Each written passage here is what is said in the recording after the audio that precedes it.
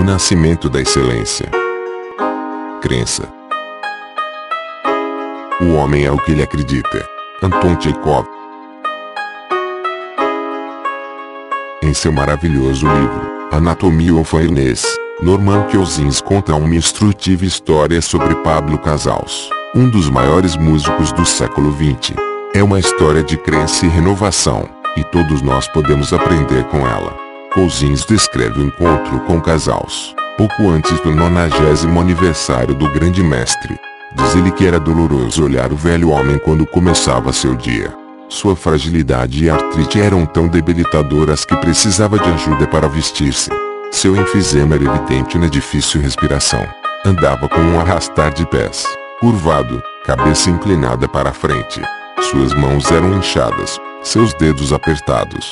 Parecia um homem muito velho e cansado. Antes mesmo de comer, foi até o piano, um dos vários instrumentos em que Casals se tornara perito. Com grande habilidade, ajustou-se na banqueta. Parecia para ele um terrível esforço levar seus dedos inchados e cerrados até o teclado. E, então, algo de muito milagroso ocorreu. Casals, de repente, transformou-se completamente ante os olhos de Cousins. Entrou num estado cheio de recursos e, conforme o fez, sua fisiologia mudou a tal ponto que começou a mover-se e a tocar, produzindo no seu corpo e no piano resultados que só teriam sido possíveis num pianista saudável, forte e flexível. Como Cousins descreveu, os dedos abriram-se lentamente e acharam as teclas como os brotos de uma planta em direção à luz do sol.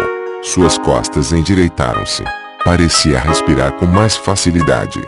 O simples pensamento de tocar piano mudava todo o seu estado, e assim a eficiência de seu corpo. Casals começou com uma peça do cravo bem temperado, de Bach, com grande sensibilidade e controle. Atirou-se, então, ao concerto de Brahms, e seus dedos pareciam correr sobre o teclado. Seu corpo inteiro parecia fundido com a música, escreveu Cousins. Não estava mais rijo e encolhido, mas ágil, gracioso e completamente livre de suas torceduras artríticas. Quando se afastou do piano, parecia uma pessoa bem diferente da que se sentara para tocar. Levantou-se ereto e mais alto e andou sem sinal de arrastar os pés. Logo se dirigiu para a mesa do café, comeu com satisfação, e então saiu para dar um passeio pela praia. Sempre pensamos em crenças no sentido de credos ou doutrinas e muitas crenças o são. Mas, no sentido básico, uma crença é qualquer princípio orientador, máximas, fé ou paixão que pode proporcionar significado e direção na vida. Estímulos ilimitados estão disponíveis para nós. Crenças são os filtros pré-arranjados e organizados para nossas percepções do mundo. São como comandos do cérebro. Quando acreditamos com convicção que alguma coisa é verdade, é como se mandássemos um comando para nosso cérebro, de como representar o que está ocorrendo. Casals acreditava na música e na arte. Foi o que deu beleza, ordem e nobreza para sua vida, e é o que poderia ainda lhe proporcionar milagres diários. Por acreditar no poder transcendente de sua arte, ele estava fortalecido de uma forma que quase desafiava o entendimento. Suas crenças transformavam-no, diariamente, de um velho homem cansado num gênio de vida. No sentido mais profundo, elas o mantinham vivo. Certa vez, John Stuart Mill escreveu: uma pessoa com uma crença é igual à força de 99 que só tem interesses. É bem por isso que as crenças abrem a porta para a excelência. A crença envia um comando direto para seu sistema nervoso. Quando acredita que alguma coisa é verdade, você entra mesmo no estado de que aquilo deve ser verdade. Tratadas de maneira certa, as crenças podem ser as mais poderosas forças para criar o bem em sua vida. Por outro lado, crenças que limitam suas ações e pensamentos podem ser tão devastadoras como as crenças cheias de recursos podem ser fortalecedoras. Através da história, as religiões têm fortalecido milhões de pessoas dando-lhes força para fazerem coisas que pensavam que não podiam. As crenças nos ajudam a liberar os mais ricos recursos que estão bem dentro de nós, criando-os e dirigindo-os para apoiar em nossos resultados desejados. Crenças são os compassos e os mapas que nos guiam em direção a nossas metas e nos dão a certeza de saber que chegaremos lá. Sem crenças ou a capacidade de entrar nelas, as pessoas podem ser totalmente enfraquecidas. São como um barco a motor sem o motor ou leme. Com crenças orientadoras fortes, você tem o poder de tomar medidas e criar o mundo no qual quer viver. As crenças ajudam-no a ver o que quer e energizam-no para obtê-lo. De fato, não há força diretora mais poderosa no comportamento humano do que a crença. Em essência, a história humana é a história da crença humana. As pessoas que mudaram a história, Cristo, Maomé, Copérnico, Colombo, Edison Einstein, foram as que mudaram nossas crenças. Para mudar nossos próprios comportamentos temos de começar a alterar nossas próprias crenças. Se quisermos modelar excelência, precisamos aprender a modelar as crenças daqueles que alcançaram excelência. Quanto mais aprendemos sobre o comportamento humano, mais compreendemos sobre o extraordinário poder que as crenças têm em nossas vidas. Esse poder desafia de várias formas os modelos lógicos que muitos de nós possuímos. Mas é claro que, mesmo a nível de fisiologia, as crenças, representações internas congruentes, controlam a realidade. Não faz muito tempo foi feito um notável estudo sobre esquizofrenia. Um dos casos era de uma mulher com personalidade dividida. Normalmente, seus níveis de açúcar no sangue eram completamente normais. Mas quando acreditou que estava diabética, toda sua fisiologia mudou para tornar-se a de uma diabética. Sua crença se tornara sua realidade. No mesmo sentido, houve numerosos estudos em que uma pessoa em transe hipnótico era tocada com um pedaço de gelo, representado para ela como um pedaço de metal quente. Todas as vezes apareceu uma bolha no lugar do contato. O que contava não era a realidade, mas a crença, ou seja, a comunicação direta, não questionada pelo sistema nervoso. O cérebro simplesmente faz o que é mandado. A maioria de nós está ciente do efeito placebo. Pessoas a quem se diz que uma droga terá um certo efeito muitas vezes experimentarão esse efeito, mesmo quando recebem uma pílula inócua, sem propriedades ativas. Norman Cousins, que aprendeu em primeira mão o poder da crença, ao eliminar sua própria doença, concluiu: as drogas não são sempre necessárias, mas a crença na recuperação sempre é. Um notável estudo sobre placebo refere-se a um grupo de pacientes com úlceras supuradas. Estavam divididos em 2 grupos. Foi dito às pessoas de um dos grupos que receberiam uma nova droga que, certamente, produziria alívio. As do segundo grupo foi dito que iam receber uma droga experimental sobre cujos efeitos se sabia muito pouco. 70% das do primeiro grupo tiveram alívio significativo.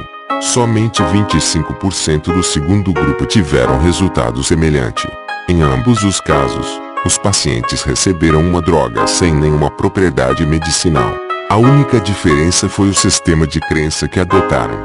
Ainda mais notáveis são os numerosos estudos em pessoas a quem foram dadas drogas de efeitos prejudiciais conhecidos, e que não experimentaram nenhum efeito ruim, quando lhes disseram que experimentariam um resultado positivo. Estudos conduzidos pelo Dr. André Weil mostraram que as experiências de usuários de drogas correspondem quase exatamente ao que esperam. Descobriu-se que se podia induzir uma pessoa que recebera uma dose de anfetamina a sentir-se sedada ou a uma que recebera um barbitúrico sentir-se estimulada. A magia das drogas reside dentro da mente do usuário, não nas drogas, concluiu Weil. Em todos esses exemplos, a única constante que afetou com mais força os resultados foi a crença, as mensagens consistentes e congruentes enviadas ao cérebro e sistema nervoso. Apesar de todo o seu poder, não há magia confusa no processo. Crença não é mais que um estado, uma representação interna, que governa o comportamento. Pode ser uma crença fortalecedora numa possibilidade, crença de que seremos bem-sucedidos em alguma coisa, ou realizaremos algo mais. Pode ser uma crença enfraquecedora, a crença de que não seremos bem-sucedidos, que nossas limitações são claras, insuperáveis, esmagadoras. Se você acredita em sucesso, ficará fortalecido para consegui-lo. Se acredita em fracasso, sua crença tenderá a levá-lo para o caminho que faz provar o fracasso. Lembre-se, quer você diga que pode fazer alguma coisa ou diga que não pode, você está certo. Ambas as espécies de crença têm grande poder. A questão é, que espécie de crença é melhor ter e como desenvolvê-la. O nascimento da excelência começa com nosso reconhecimento de que nossa crença é uma escolha. Em geral, não pensamos nela dessa forma, Mas a crença pode ser uma escolha conscienciosa. Você pode escolher crenças que o limitem, ou que o apoiem. O truque é escolher crenças que contribuam para o sucesso e os resultados que queira, e descartar as que o retardam. O maior erro de concepção que as pessoas, em geral, têm sobre a crença é pensam, um conceito estático, intelectual, algo divorciado da ação e resultados. Nada pode estar tão longe da verdade. A crença é a entrada para a excelência, precisamente por não haver nada separado ou estático nela. É nossa crença que determina quanto de nosso potencial seremos capazes de liberar. As crenças podem abrir ou fechar o fluxo de ideias. Imagine a seguinte situação: alguém lhe diz, por favor, pegue-me o sal, e, enquanto você vai para a sala ao lado, diz, mas eu não sei onde ele está. Depois de procurar durante uns poucos minutos, você grita, não consigo encontrar o sal. Então, aquela pessoa dirige-se para lá, pega o sal na prateleira bem na sua frente e diz, olha aqui, seu bobo, está aqui, bem na sua frente. Se fosse uma cobra, teria picado você. Quando você disse, eu não consigo, deu a seu cérebro um comando para não ver o sal. Em psicologia chamamos a isso de escotoma, mancha imóvel que ocupa uma parte do campo visual. Lembre-se, toda a experiência humana, tudo o que já disse, viu, ouviu, sentiu, cheirou ou degustou, está arquivado em seu cérebro. Quando diz congruentemente que não pode se lembrar, está certo. Quando diz que pode, você dá uma ordem a seu sistema nervoso, que abre os caminhos para a parte do cérebro que tem capacidade de dar as respostas necessárias. Eles podem porque pensam que podem. Vigílio.